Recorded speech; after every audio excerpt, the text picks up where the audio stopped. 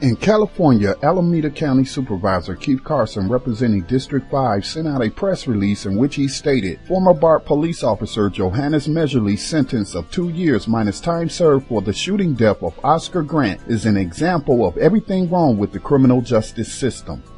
In a public statement issued and signed by legal, religious, and civil rights groups in California, condemned the light sentence issued by a Superior Court Judge Robert Perry and called attention to the likelihood that Mehserle would have received more jail time if he were a civilian. The statement also said that police officers kill an average of 1 person a day and people of color are overrepresented among the dead. Law enforcement officers who are perpetrators of these crimes are rarely prosecuted or punished, and the victims' families rarely get justice in civil lawsuits. The signatories call for greater transparency in cases involving police misconduct and strongly urge the Justice Department to file charges against Mehserle. One should make note of the fact that the juries who often set these killers free to kill again are not made up of members of the communities in which these crimes against citizens are committed. This problem is twofold: the lack of black registered voters from which juries are selected, and the practice of excluding blacks who do take this civic duty serious by prosecutors who know members of communities of color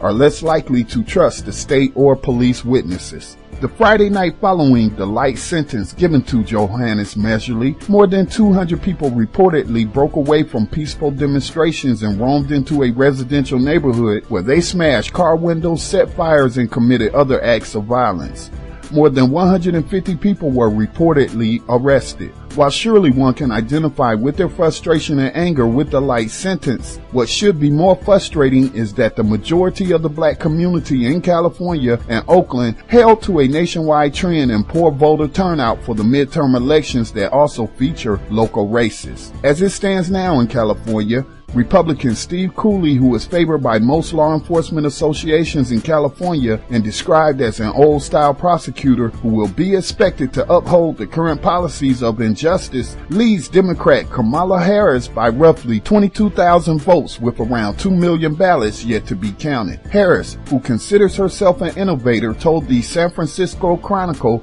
that the California Attorney General can play a systematic role in fixing a flawed system. Through DNA testing, more and more people across the United States are exonerated of crimes they did not commit.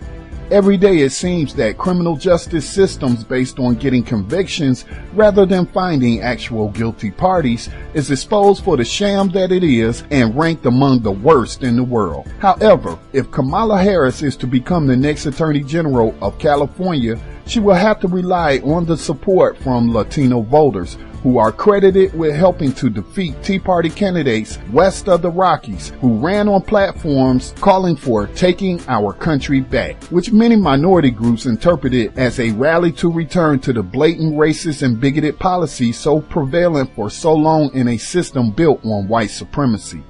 Most progressives will argue that these policies are currently being practiced in the United States by good old boys and girls working within the criminal justice system. This Black Talk Radio News Brief was brought to you by the Black Talk Media Project, a nonprofit new media organization encouraging collaboration among independent black media producers. Make a donation today at blacktalkmediaproject.org.